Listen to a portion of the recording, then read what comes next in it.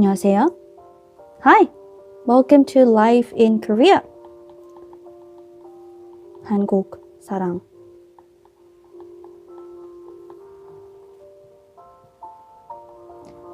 So today we are going to learn for our first lesson the background of Korean language.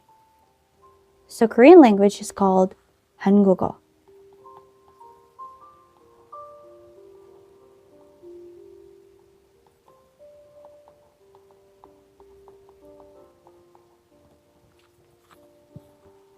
한국, it means Korea. 어, it means language. There you go, Korean language. So to give you the short historical background of this, 한국어 existed way before Hangul was created. What is Hangul? Hangul is the Korean alphabet. If English has A, B, C, D, they have here Hangul. And this was actually developed by the great King Sejong in the 15th century because he thought of his people. He thought that, well, we are one country, we are one nation, but we don't have any writing system. So, okay, let's go back. If Korean language existed, but there's no writing system, there's no letters, then what did they use? How did they communicate? Well, at that time, they used Hanja. What is Hanja? Hanja is basically Chinese characters borrowed, and it was incorporated into Korean language with Korean pronunciation. So it was written in Chinese characters, but it was pronounced in Korean language. It's the same as kanji for Japan. So this language is called, the letters, Hangul, was first called as 훈민정음. 훈민정음. It means sound. So it basically means the proper sounds for the education of the people. So this actually is a very scientific way. It was actually developed in a very scientific way.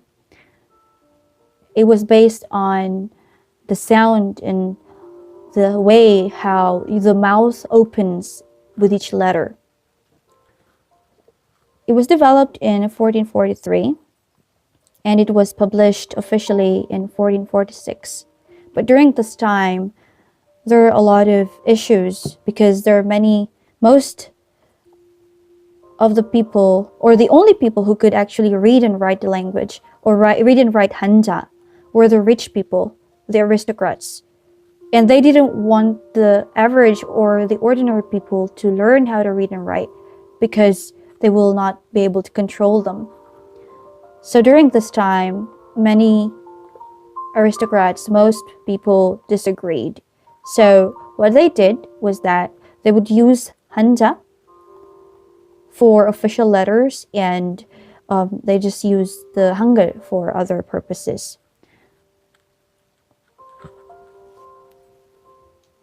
Okay, so let's move on to the purpose. Let's focus on the purpose and how this was made. So Hangul, as I mentioned, it was created to eradicate illiteracy. It was to decrease illiteracy among the ordinary people. And because of this, it helped the whole country. It actually developed the culture of the country itself. And because of this spirit, in lieu of this spirit of Hangul, UNESCO awards the statue of the great King Sejong. It's called they actually award. It's like maybe in the movies they have the Oscars, right? But there is an award under King Sejong's name, the great King Sejong, to the people or the big organizations who actually help eradicate illiteracy around the world, and it's given in honor of the spirit of Hangul. So Hangul has originally, or it has 10 vowels and 14 consonants. But then this was reduced later to lesser number.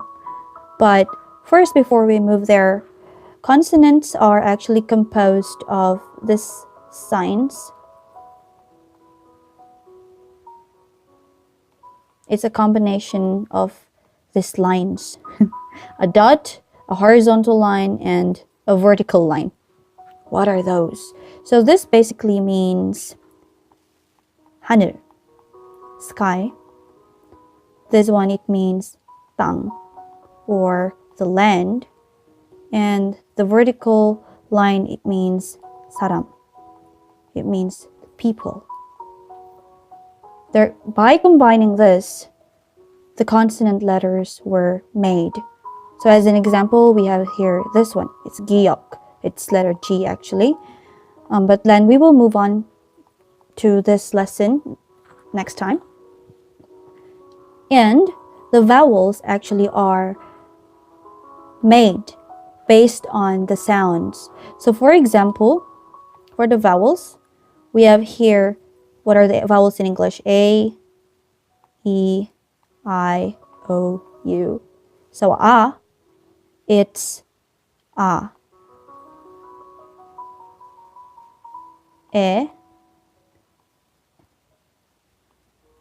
E, O, U. Added by O. Sorry, I wrote it wrongly. So this is A, this is O. And then we have this combination. But we will let her study this one in the next coming video. So anyway, first, I'd like to apologize if this video is not perfect. It's our first video, but we promise to improve by the next coming lesson. So please stay tuned. And if you have questions, please feel free to leave your comment and approach me, or you can leave us a message in our page, in our group, and we will try to answer them. Thank you so much and have a wonderful evening.